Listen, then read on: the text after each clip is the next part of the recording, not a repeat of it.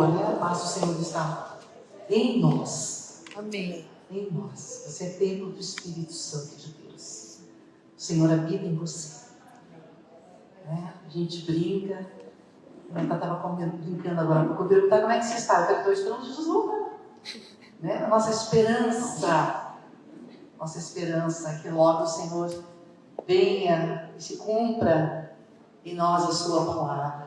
Aqueles que têm sua Bíblia, aqueles que têm seu celular, a Bíblia no celular, vamos lá para o Salmo 100. É noite de Santa Ceia, noite de celebração. Celebrai com júbilo ao Senhor todos os moradores da terra. Servi ao Senhor com alegria e apresentai-vos a Ele com cântico. Sabendo que o Senhor é bom, foi Ele, não nós, que nos fez povo seu e ovelhas do seu pasto. Entrai pelas portas dele com louvor, e em seus átrios com hinos. Louvai e bendizei o seu nome, porque o Senhor é bom, e eterna a sua misericórdia, e a sua verdade estende-se de geração a geração. Amém? Fecha os teus olhos. Senhor amado e querido Deus, muito obrigada. Obrigada por esta noite, na tua presença. Obrigada porque o Senhor é bom, e nós estamos aqui para celebrar o teu nome, celebrar a tua bondade, porque o Senhor tem sido bom conosco, ó Deus. Obrigada por todas as coisas que o Senhor tem cuidado, por todos os livramentos, e, Senhor, obrigada porque o Senhor nos permite estar aqui, glorificando o teu nome. Queremos dar toda a honra, toda a glória, porque só o Senhor é Deus. Nesta noite de Santa Ceia, de celebração, vem, Senhor, vamos celebrar juntos a Santa Ceia. O Senhor sempre, sempre é aquele que está no comando, e nós te agradecemos por isso, porque em todas as coisas nós já somos mais do que vencedores. Obrigada, Deus, em nome de Jesus. Amém. Amém. Amém. Eu creio que o Espírito de Deus está em nosso meio. E olha, pastor Alberto, hoje é dia de bênção. Amém. Mais um dia de bênção. A gente só não pode deixar a bênção no banco. Depois tem que ir para casa possível, tá? Amém, pastor. O culto da manhã foi uma bênção também. Certamente Deus esteve presente. Boa noite para todos, paz de Jesus. Amém. Queria que vocês me acompanhassem na leitura de um versículo que está em 2 Coríntios, capítulo 3, versículo 18.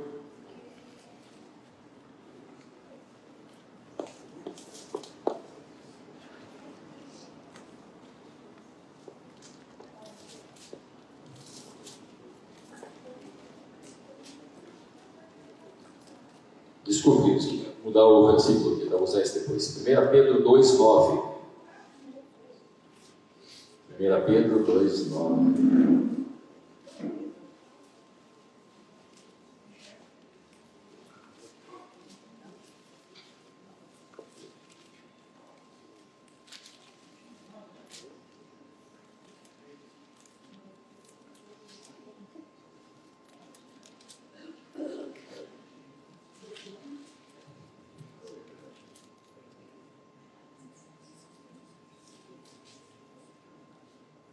Acharam, meus queridos? Amém. Diz vós, porém, sois raça eleita, sacerdócio real, nação santa, povo de propriedade exclusiva de Deus, a fim de proclamardes as virtudes daquele que nos chamou das trevas para a sua maravilhosa luz. Amém. Pai, fala conosco, que pedimos. Oramos em teu nome. Amém. Pode sentar.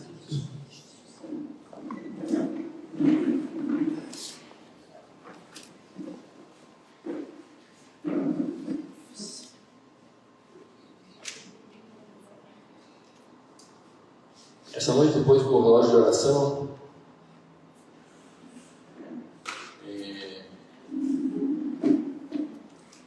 Deus me moveu muito durante o relógio de oração. Eu tenho dito para vocês que o meu desafio sempre é entrar na presença de Deus, é encontrar intimidade, e aquilo que eu falo para vocês é aquilo que eu quero praticar. Eu tenho dito que muitas vezes nós queremos encontrar Deus, intimidade com Deus através de oração. Eu tenho dito que, ao contrário, você tem que ter intimidade com Deus para ter oração. E eu fiquei quase o relógio todo buscando intimidade com Deus. Quando a gente busca intimidade com Deus, que é entrega entrega, ela acontece através da entrega, né? Toda intimidade, ela acontece através de entrega. Eu estava lutando comigo mesmo, as coisas estavam no meu coração, as coisas foram vindo,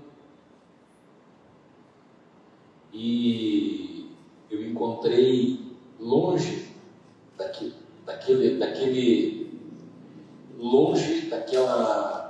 momento, daquela situação que eu pensava no meu relacionamento com Deus. Então, quando eu comecei a olhar para mim e entregar as coisas, comecei a olhar o meu coração, comecei a descobrir que ainda tinha tanta coisa para ser consertada. Eu fiz um bom tempo, eu fui assim, nesse processo, antes de interceder pela igreja, por cada um de vocês, e por aquilo que Deus colocou no meu coração, as outras coisas. Eu passei um bom tempo tentando entrar em intimidade com Deus.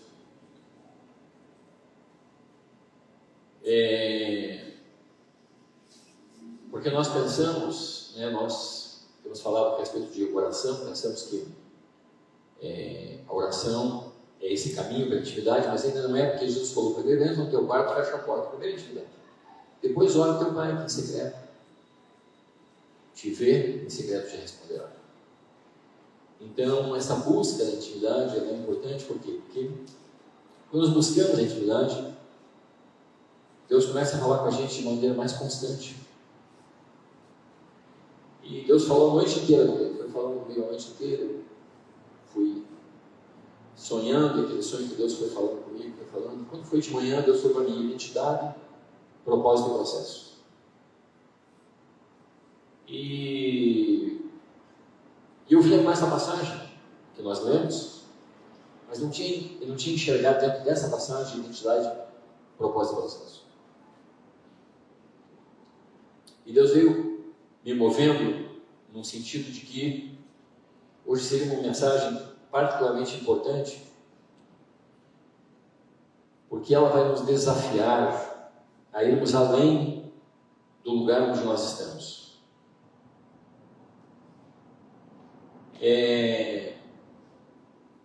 Eu pensei, eu vou mudar a minha mensagem, eu vou fazer uma mensagem dessa bem de bênção, né? Abençoar o povo. Mas Deus falou para mim: eu vou abençoar eles com essa mensagem. Vou abençoar muito eles com essa mensagem. Então eu peço que o Espírito Santo me ajude a entregar aquilo que o Espírito Santo falou comigo. Porque às vezes colocar em palavras é difícil, né? E esse desafio para que nós sejamos abençoados por Deus, esse desafio é um desafio bem difícil. É difícil porque ele vai contra muitas das coisas que nós acreditamos, muitas coisas que nós queremos como cristãos. Eu não vou falar especificamente dessas coisas hoje, mas acredito que em outro momento eu vou voltar nessa mensagem. E identidade, propósito e processo é uma identidade, é uma condição dentro do desenho de Deus. Então, primeiro, Deus trabalha em nós uma identidade. A identidade é muito importante. Quando nós recebemos a nossa identidade? Quando nós nascemos. Então, quando Nicodemo chega para Jesus, ele pergunta, antes de perguntar, porque a coisa Jesus fala: Nicodemo, você tem que nascer de novo, Nicodemo. E Jesus precisava resolver uma coisa antes de qualquer outra coisa, que era a identidade de Nicodemo. Precisava nascer de novo. Não é assim? E por quê? Porque precisava de uma nova identidade. Então tudo começa numa nova identidade. E essa identidade, com essa nova identidade, nós temos um novo propósito. Ou seja, quando muda a minha identidade, muda o meu propósito. Você sabe que Deus às vezes mudava o nome das pessoas? Se você olhar na Bíblia, quando Deus muda o nome das pessoas, o nome tem a ver com o propósito que ele alcança. Então você não vai chamar Abraão, vai chamar Abraão. E você vai ser pai de nações. Então esse era o propósito, pai de nações, era o propósito, mudou o nome dele, para Abraão, para corrigir Um novo nome para corrigir um novo propósito. E nesse caminho, entre a identidade e o propósito, tem o processo. É interessante nós observarmos que na nossa identidade, né, assim como Adão, nós queremos governar a nossa vida sem Deus.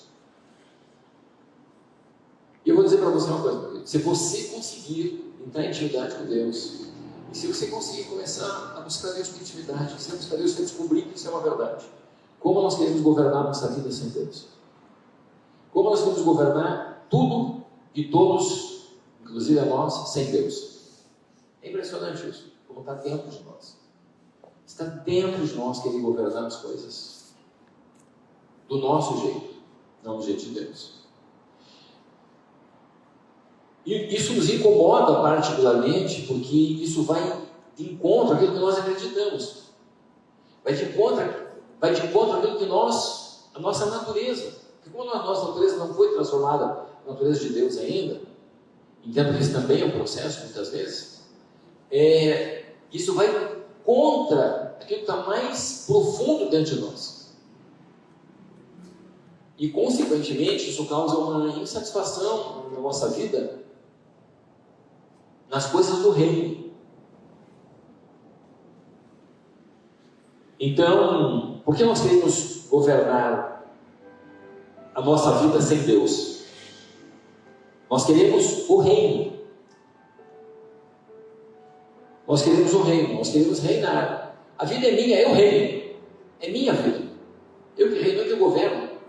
O que é o reino? É o governo. Nós queremos o reino, em primeiro lugar. Depois, nós vemos, queremos o reino com um propósito, com um fim, com um propósito. E qual é o fim que nós buscamos o tempo todo, queridos? O fim que nós buscamos é poder. E nesse caminho da identidade para o poder, e olha como isso é totalmente cristão nos dias de hoje. Não é cristão nos dias de hoje? Eu tenho uma identidade, eu sou filho de Deus, tenho uma identidade, eu busco poder para resolver situações, as coisas, etc. E tal. E nesse processo, através de um processo, nós queremos reconhecimento, ou seja, nós queremos glória. Então queremos reino, poder e glória o tempo todo.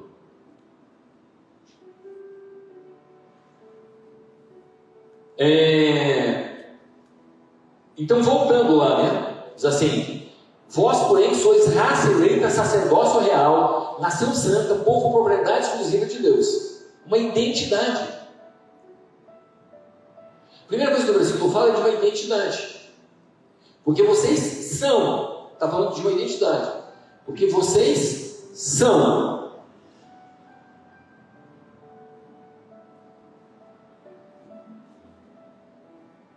Então, uma identidade. Dentro dessa identidade, nós vemos que nós somos raça eleita, ou seja, nós somos fruto de um processo de escolha. Nós somos uma raça eleita, uma eleição, fruto de um processo de escolha. Deus nos escolheu, Deus disse que foi Ele que nos escolheu.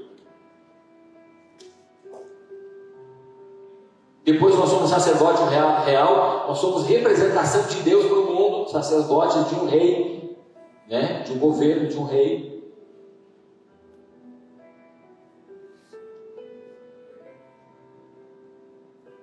Nós somos ainda nação santa, ou seja, identidade, origem. Nós somos de um povo separado, nós somos de nós somos uma nação. Uma nação representa um país, um reino, Nós somos de onde? E somos um povo separado. E esse povo, ainda para terminar, ele fala que somos propriedade exclusiva de Deus, um pertencimento. Tudo isso é a nossa origem, quem nós somos, uma identidade inicial. Essa identidade, então, ele falou, vocês são tudo isso porque com um fim, a fim de proclamar as virtudes daquele que nos chamou.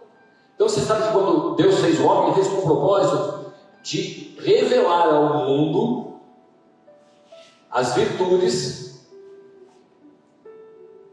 de revelar visivelmente as virtudes do Deus invisível.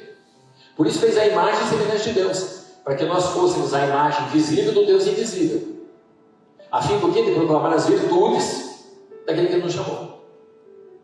Um propósito. E depois disso, das trevas para a sua maravilhosa luz. Então, um processo, das trevas para a luz. Então, eu nasci de novo, agora das trevas eu vou caminhando para a luz para alcançar o propósito. Um processo. Então, eu não sei se ficou claro. Deus nos deu uma identidade para que nós andemos num processo. Para o quê? Para alcançar um propósito. O problema é que o que acontece hoje? Nós temos uma identidade que não é a identidade de Deus. Consequentemente, buscamos um propósito errado, que é poder. Buscamos reino, buscamos poder e buscamos um processo. Dentro desse processo, buscamos glória para nós. Identidade, propósito e processo. Então, identidade, vocês são raça eleita, propósito, com o fim de proclamar um processo das trevas para a luz. Um desenho de Deus para a nossa vida. E eu queria falar um pouquinho desse processo agora, que o processo das trevas para a luz é que nos leva para o propósito. Então nós temos que, mas com a identidade correta. Qual é o problema nosso? O problema nosso é a nossa identidade antes de tudo.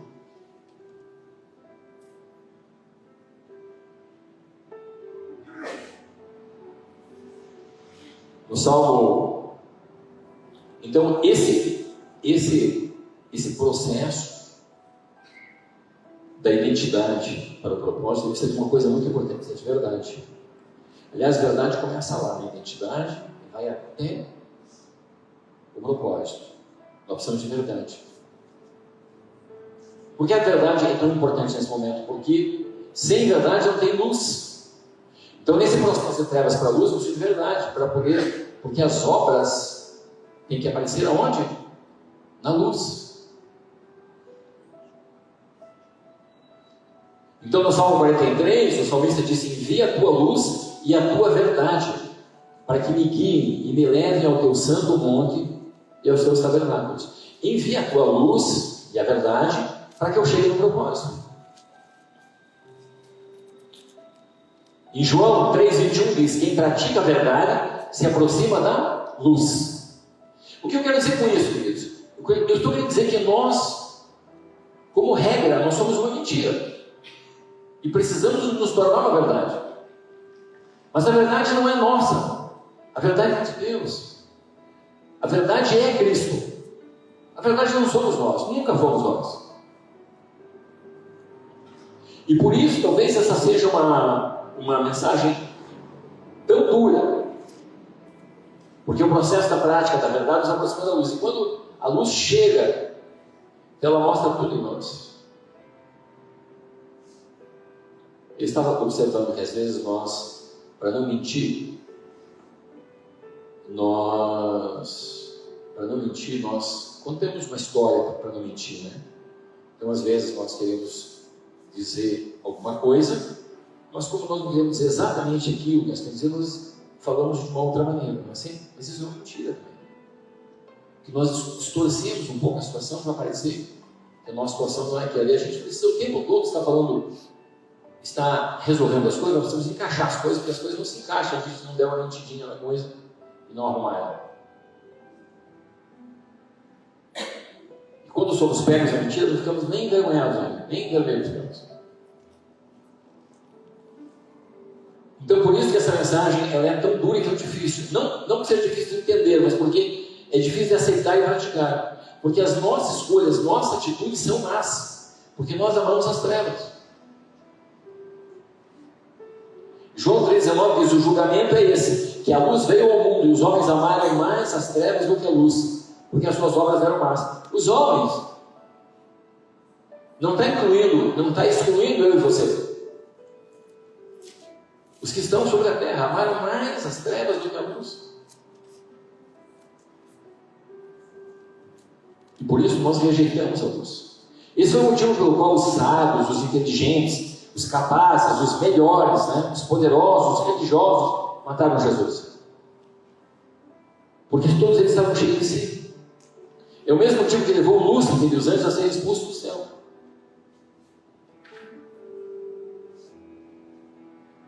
E se Jesus estivesse hoje no nosso meio aqui, nós o crucificaríamos novamente. Você não tenha dúvida nenhuma. Porque ia ser tão contundente a verdade, né? A verdade ia nos trazer para a luz de maneira que ia revelar a nossa escuridão. E se nós não matássemos a verdade nos mataria. E por isso eles não conseguiam suportar Jesus. Jesus é insuportável.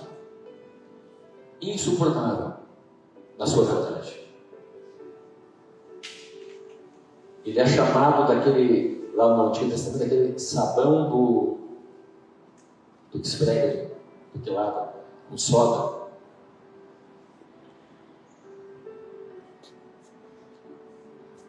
E esse também é o principal motivo que vai nos fazer perder a salvação. E o motivo de sermos trevas não é necessariamente nossos pecados de conduta. É aquilo que queremos de Deus que o diabo quis. Exatamente a mesma coisa. O diabo pensou: funcionou comigo, vai funcionar com os homens. Vou falar com Adão. Adão, vem cá, Adão. Eva, Adão, vem cá. Se comer vai ser igual a todos. Para que eu tenho que governar com a vida? Se você pode ser como ele.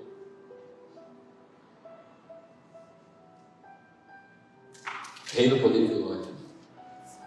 Por isso, quando Jesus nos ensinou a orar, ele disse lá no fim da oração, diz o quê? Pois teu é o reino, o poder e a glória. De quem que é o reino, o poder e a glória? Não é nosso, filhos. Reino não é nosso. Poder não é nosso. Glória não é nossa.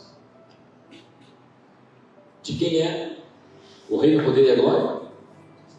De quem é? De Deus.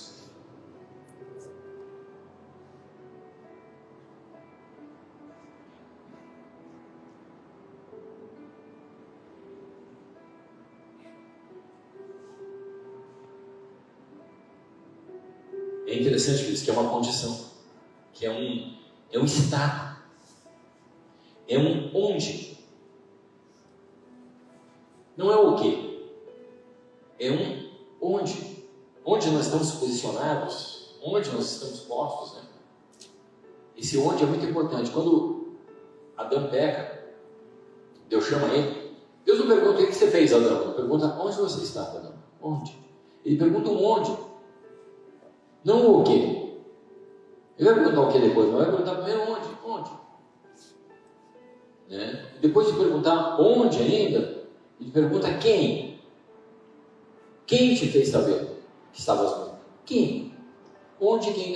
Você veio Deus fazer perguntar: o que você fez? Não, mas não perguntou. Onde? Onde você está? Onde nós estamos nos posicionando, queridos? Essa é a questão. A questão do onde é importante porque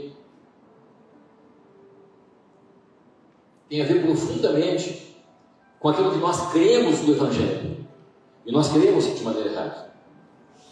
Então, é como um paradigma. Quem sabe o que é um paradigma? Quem sabe o que é um paradigma? Não sei se vocês sabem, né? Mas eu vou tentar resumir paradigmas, que o paradigma é um mapa.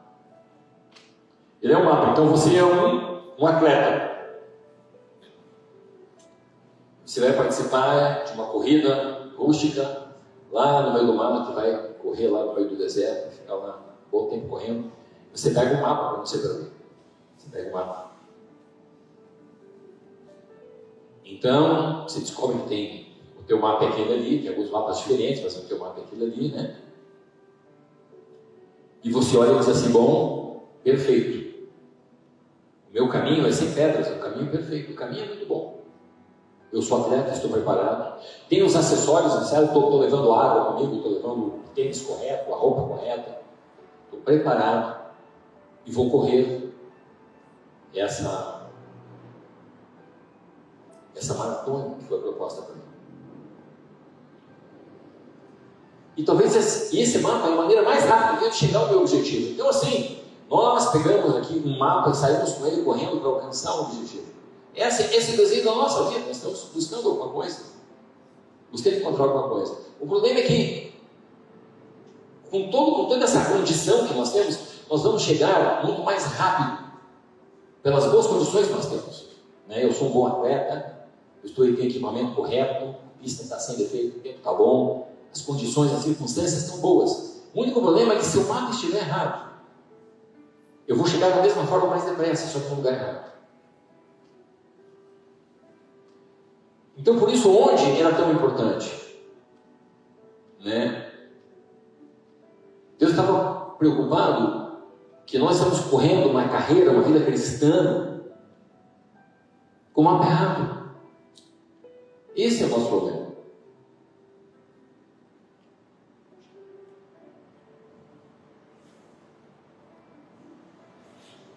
Um poder, um quem.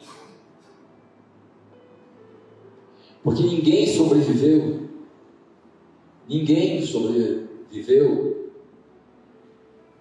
tentando tomar aquilo que é de Deus. Ninguém. Então, queridos, e nós achamos que a verdade é um valor absoluto. A verdade tem a ver com o nosso mapa. Porque é a nossa verdade. Então, tudo que nós falamos aqui é o seguinte: Deus está nos confrontando na nossa verdade.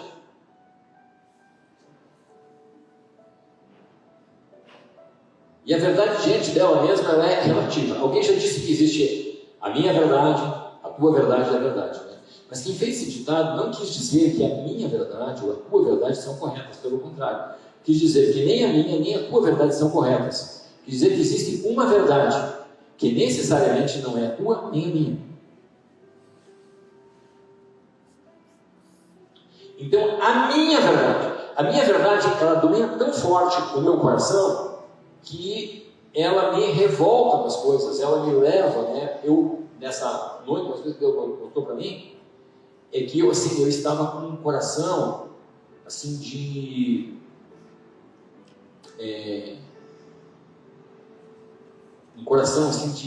ira com relação a algumas coisas que estavam acontecendo, com relação a algumas posturas do governo, de injustiça, da guerra, eu estava com ira no meu coração, Deus mostrou para mim. Eu tive que, antes de orar a Deus, limpar o meu coração e dizer: Deus, tira do meu coração tudo isso.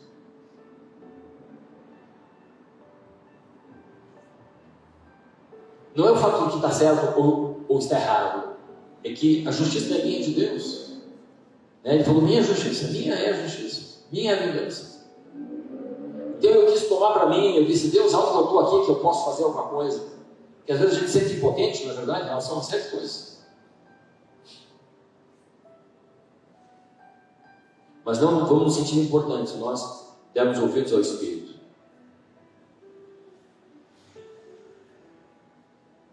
Então, quando a verdade compete com a verdade, diz em 2 Coríntios 13:8, porque nada podemos contra a verdade, senão a favor da própria verdade. E o diabo, vou falar para vocês, queridos, o diabo nos engana não porque mente, mas ele nos engana porque ele não mente. O diabo nunca engana alguém com mentiras. O diabo nunca engana alguém com mentiras. O diabo nos engana com verdades. É claro que ele mente, porque ele é o pai da mentira, não é assim? Mas quando eu digo que ele nos engana com verdades, nos engana com as nossas verdades. Com aquilo que nós achamos que é verdade. Aquilo que nós achamos que é certo.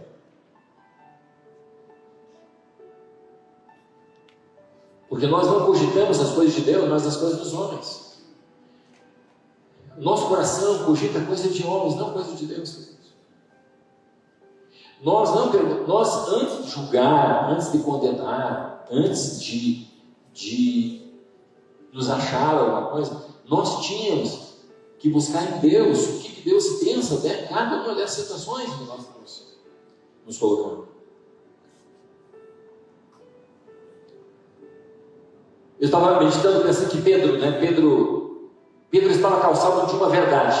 Era uma verdade. Eu sou assim, o meu Senhor e meu Salvador não vai morrer na mão dos poderosos. Não vai.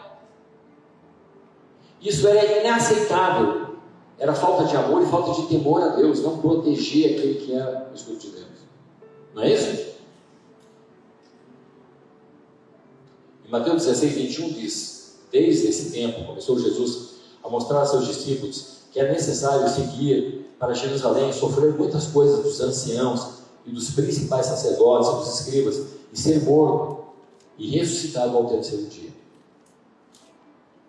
Então Pedro falou: isso não vai acontecer, isso é um jeito nenhum. Isso não vai acontecer. Não vou deixar. Vou tirar a espada aqui. Isso não vai acontecer. Veja que era uma boa intenção, era o que era o correto. O único problema é que era correto da perspectiva de quem? De Pedro. Não da perspectiva de Deus. Continuando-se, Pedro, chamando à parte, começou a reprová-lo, dizendo: tem compaixão de ti, Senhor, e isso de modo nenhum te acontecerá. Ele estava errado? Não. Ele não está. Vou provar que ele não estava errado na Bíblia. 1 Coríntios 2,8 diz assim: sabedoria essa que nenhum dos poderosos desse século conheceu, porque se tivessem conhecido, jamais teriam crucificado o Senhor da glória. Ora, Paulo está dizendo: se conhecessem quem estava vendo, não tinham crucificado ele. Então Pedro estava certo em defender ele. Mas o que? Mas qual foi o problema? O problema é que a verdade conflitava com a verdade de Deus.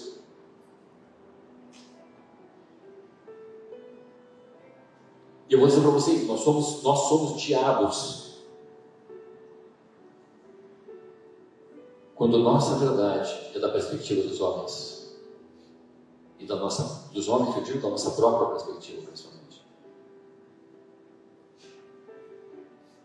E continuando, Jesus voltando-se a Pedro disse: arreda de Satanás, porque és para mim pedra de tropeço, porque não cogitas das coisas de Deus, e sim das coisas dos homens. Porque você não cogita das coisas de Deus. Esse é o problema. O problema é quando o coração nosso não cogita das coisas de Deus. Nós estamos cogitando coisas de homens. É verdade, mas é a nossa verdade. É justo, mas é a nossa justiça. É certo, mas é a nossa maneira de enxergar que está certo. E isso está no nosso coração o tempo todo. A nossa maneira de enxergar as coisas é certo porque eu acho que é certo fazer assim. Mas eu não pergunto para Deus se está certo fazer assim. Aliás, as pessoas pouco perguntam para Deus qualquer coisa, entendeu? Elas vão andando e caminhando sem perguntar para Deus as coisas. Ou pergunta, Senhor, antes de eu julgar tal e tal situação, antes de eu fazer isso, fala comigo, Senhor. E muitas vezes você fala mesmo, mas nem espera Deus responder ou não é verdade. E sabe por que Deus não responde? Porque até você até pergunta, mas sabe por que Deus não responde? Porque você não insiste. Não é como Jacó. Jacó falou: se o Senhor não me abençoar, eu não largo. Daqui a pouco Deus tem que bater na perna dele e ferir ele para poder largar Deus. Porque ele falou: só sai daqui com a tua bênção. Deus me sai daqui. Então, mas sabe por quê? Porque as coisas de Deus são caras. Porque nós vamos assim: Deus, manda um sinal aí. Se o sinal não vir, eu vou fazer assim, tá bom? Não, as coisas de Deus são caras, têm que ser buscadas. Então é a verdade pela injustiça.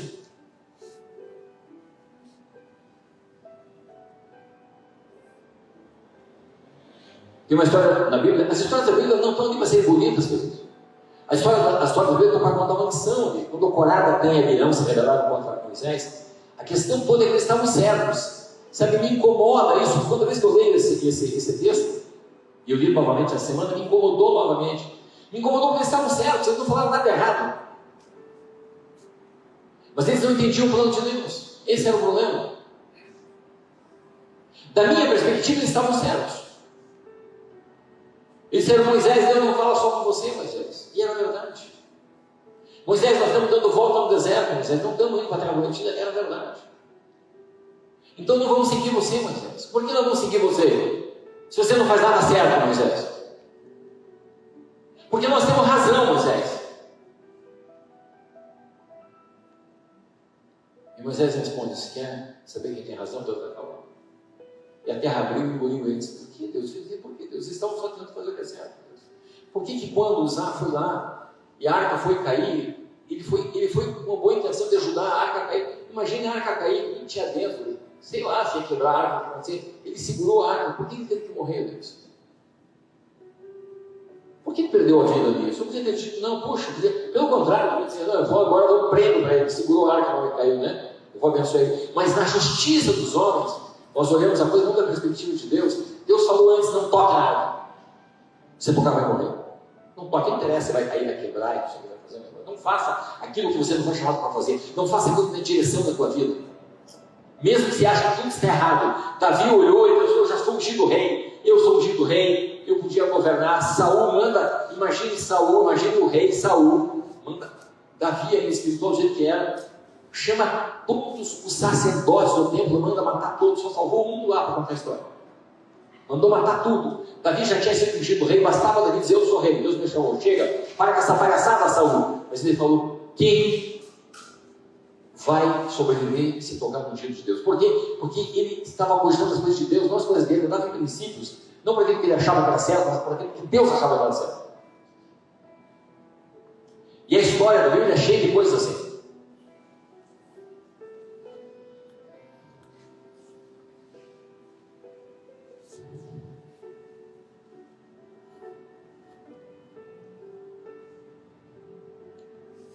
Segunda Crônicas 16, 9 diz assim: afinal, quanto ao Senhor, os seus olhos contemplam toda a terra, para revelar-se poderoso para com aqueles cujo coração é plenamente dele. Nisso agiste como louco, um insensato. Por isso, desde agora terás que enfrentar muitas batalhas. Por que enfrentamos tantas batalhas? Por que enfrentamos batalha? Porque agimos como louco. Por quê? Porque nosso coração não é plenamente de Deus. Não se iludam, queridos. Deus exige, não é alguma coisa de nós, Deus exige tudo de nós. Tudo. Cada respiração, cada fôlego. Deus quer tudo de nós. Deus não quer a gente ter uma metade, Deus não quer uma metade de nós, Deus quer tudo. Deus quer o nosso coração, Deus quer a nossa alma, nosso espírito, nosso corpo, nossa mente.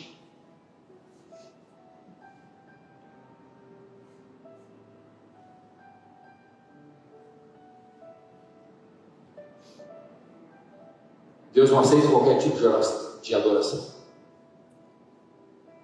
Vocês já receberam um vídeo que alguém mandou bem, acho que foi até Cristiano mandou para mim, dizendo que Deus não aceita qualquer tipo de adoração. Muitos tentaram adorar a Deus de maneira errada, morrendo. Deus não aceita qualquer tipo de oração. Deus não aceita qualquer tipo de jejum. Deus não aceita qualquer tipo de oferta. Deus não aceita. Você não chega de Deus de qualquer coisa. Agora, você tem o direito de viver a tua vida, de governar a tua vida. Você só não tem o direito de exigir de Deus alguma coisa. Você tem o direito de estar certo em tudo que você fala, tudo que você faz, ter razão. Você é a pessoa que sabe tudo, que entende tudo, que faz tudo. E assim, e essa pessoa que eu estou falando de você, falando de mim. Quem tem razão se acha no direito de condenar os outros. Quem tem razão se acha no direito de julgar os outros. Quem tem razão se acha no direito de crucificar. O Evangelho não é ter razão, o Evangelho é não ter razão. O Evangelho é perder. Porque Jesus fala que aquele que perder a sua vida achará. Mas aquele que quiser ganhá-la, perdê-la. Em 1 Coríntios 6, diz assim: só de existir entre vocês, entre a igreja, entre vocês, demanda. Ricardo, acho que chegou alguém lá, querido. Lá fora, um carro. Tem um carro lá fora, Ricardo.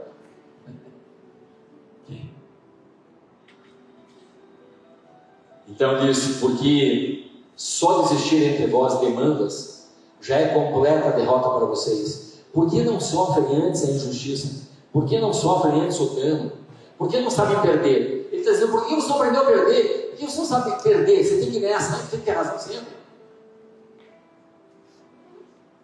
Só o fato de existir alguma coisa contra o teu irmão, só o fato de existir qualquer coisa, já é para você uma completa derrota. Será que você não enxerga isso? Você acha que é diferente hoje dos tempos de Paulo? Você acha que a Bíblia é diferente daquilo que ela fala? Ou será que você prefere o reconhecimento dos homens que é o reconhecimento de Deus? Eu vou dizer para você, sabe o que acontece? Na igreja é muito comum. O processo de rebelião, ele é quando você junta algumas pessoas para expor a tua, porque você não consegue ter só a tua opinião. Você tem que juntar outras pessoas para ter a opinião junto. Não é assim? Então, assim como é um processo diabólico, isso Lúcifer foi assim, né? Teve que chamar os anjos e dizer, ó, situação, vem cá comigo, porque a situação é essa.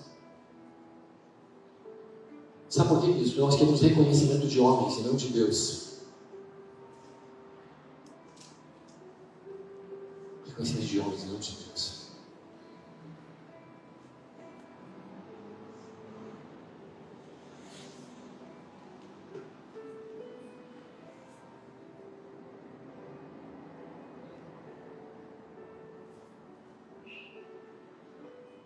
Jesus manda embora todos os seus discípulos. Às vezes eu fico pensando, Deus,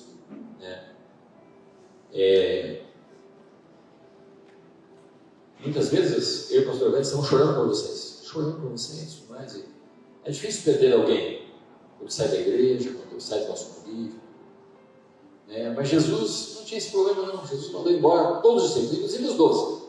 Tinha 70 lá, ele fez um discurso mais duro, e o pessoal não conseguiu acompanhar o discurso dele, ele pegou e falou, daí chamaram Jesus, estão tudo indo embora, os discípulos dos 12 falaram.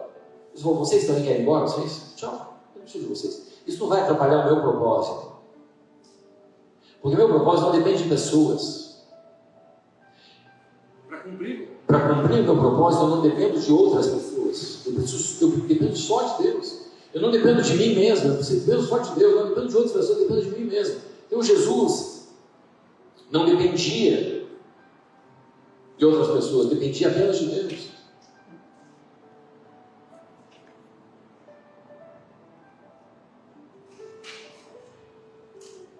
E às vezes você fica decepcionado com o pastor da igreja, com aquilo outro, fica decepcionado com os irmãos da igreja, fica decepcionado com o teu marido, com a tua esposa, com o teu irmão. Não é o que você esperava, né? O marido diz, não é o que eu esperava da minha esposa, a esposa não é o que eu esperava do meu marido.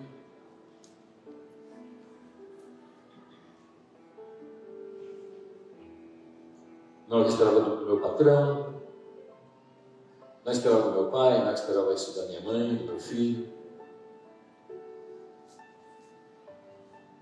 E as coisas precisam mudar para que a minha vida se encaixe. Porque se essas pessoas que eu preciso tanto delas não se encaixarem, se meu marido não se encaixar, minha esposa não se encaixar, meus irmãos não se encaixarem, o pastor não se encaixar, meu patrão não se encaixar, meus funcionários não se encaixar, a minha vida não vai ser perfeita. A minha vida vai ser imperfeita porque eu dependo de tudo menos de Deus. De tudo e de todo, de tudo, inclusive das circunstâncias. As circunstâncias não encaixarem. Não é assim? Às vezes a gente sofre de ficar aflito porque algumas circunstâncias acontecem na vida da gente. Eu estou dizendo que isso não é para você ficar aflito.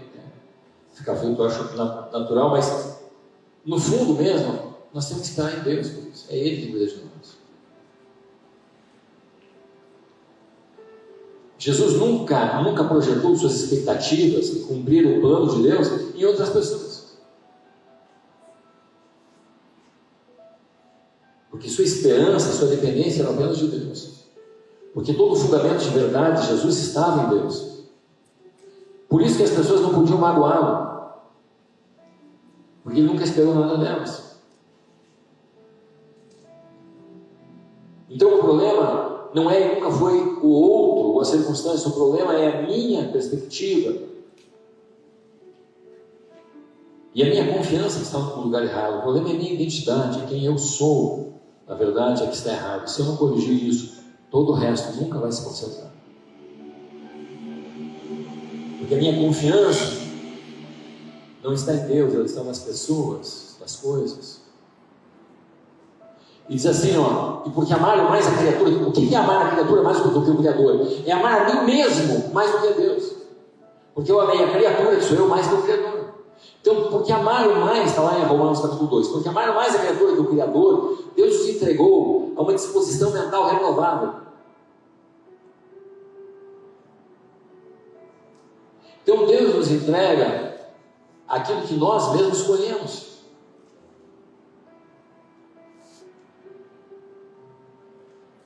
E eu queria só dizer uma coisa para você. Queridos, nós não viemos aqui para comer o fruto, nós viemos aqui para frutificar. Porque quem produz frutos, produz para si mesmo e para os outros. Mas quem só come o fruto, só produz escassez. Se viemos para frutificar, nós nos damos, nós ofertamos, nós participamos, nós servimos. Quem só vem para comer o fruto é desonesto dos demais, que ofertam a sua vida, seu dinheiro, seu tempo.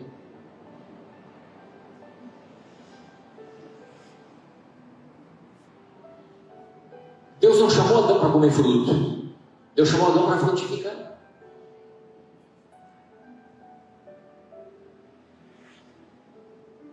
Agora, ele não podia comer fruto? Sim, podia comer fruto, mas era para frutificar. E daí, frutificando, podia comer o fruto. Ser cristão é ser um pequeno Cristo. Veio para servir e não para ser servido. Se você está aqui para ser servido, você é uma mentira.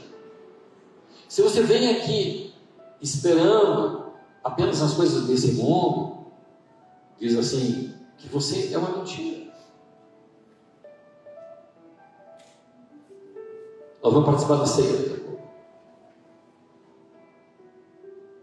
Diz assim, na noite que foi traído, tomou o pão, tentado graça, partiu e disse. Está falando de trevas, querido. De trevas, das trevas ele trouxe a luz. Nos transportou das trevas. Ele foi traído onde? Nas trevas. Trevas é lugar de traição. Deus está nos tirando das trevas. Deus quer tirar de nós reino, poder e glória. Deus quer tirar de nós aquilo que não nos pertence, para que a glória seja dele. Eu te desafio a buscar aquilo que é de Deus. Eu te desafio a buscar a Deus nas coisas da tua vida. Deus, eu quero Deus. O Senhor vença meu próprio coração, a minha razão, o meu estar certo. Eu quero que o Senhor vença isso em mim, Deus. Eu preciso da tua identidade, Deus. Buscar o teu propósito. E andar de glória em glória, para que o teu nome seja glorificado na minha vida. Fica em pé.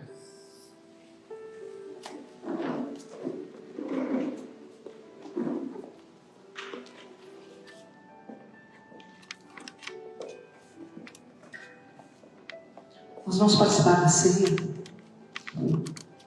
Você que está em casa, separa o seu pão, a sua porção do suco de uva e vamos participar juntos. É um mandamento. Quando a gente celebra a ceia, a gente faz isso em memória. Nós estamos dizendo para Deus, estamos aqui, Senhor. Estamos aqui. Até que o Senhor venha. Porque eu recebi do Senhor o que também vos ensinei. Que o Senhor Jesus, na noite em que foi traído, tomou o pão. E tendo dado graças, o partiu e disse: tomai e comei. Isto é o corpo que é partido por vós. Fazei isto em memória de mim. Semelhantemente também depois de cear, tomou o cálice, dizendo: este é o cálice. Este cálice é o novo testamento, o meu sangue. Fazei isto todas as vezes e beberes em memória de mim. Porque todas as vezes que comeres este pão e beberes esse cálice, anunciais a morte do Senhor até que venha.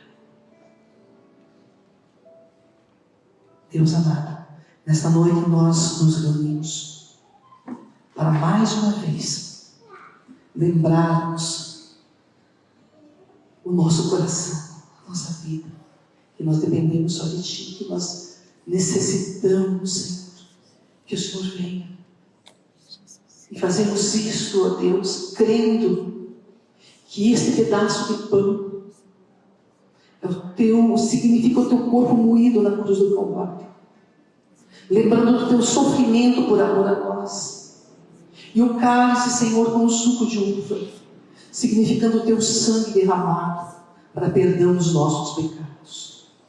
Nesta noite, Senhor, nós vamos nos examinar, pedir perdão daquilo que sabemos que estamos errados, e aquilo que nós não entendemos, o Teu Espírito possa trazer a nossa mente para que possamos ser dignos de comer e beber e fazermos sempre isso até que o Senhor venha. Obrigada, Deus. Obrigada, Senhor Jesus. Nós vamos passar, você vai receber o cálice com o pãozinho.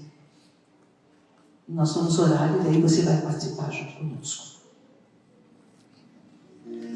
Senhor Deus, nesta noite apresentamos esse pedacinho de pão, Senhor, que tem um símbolo tão grande, de tanto sacrifício na cruz do Calvário por amor a nós. Que possamos participar, Senhor, do pão e do cálice, e entender que o Senhor é o nosso Deus todos os dias, e entender, Senhor Deus, que o propósito pode se cumprir se o Senhor reinar em nós. Nesta noite, perdoa os nossos pecados, nos ajuda, Senhor, a caminhar. Os dias são maus e difíceis. Fica conosco, Senhor. Come o pão, participe.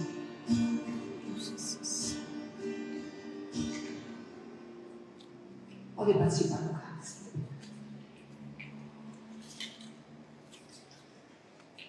Se quiser se ajoelhar, agradecer a Deus.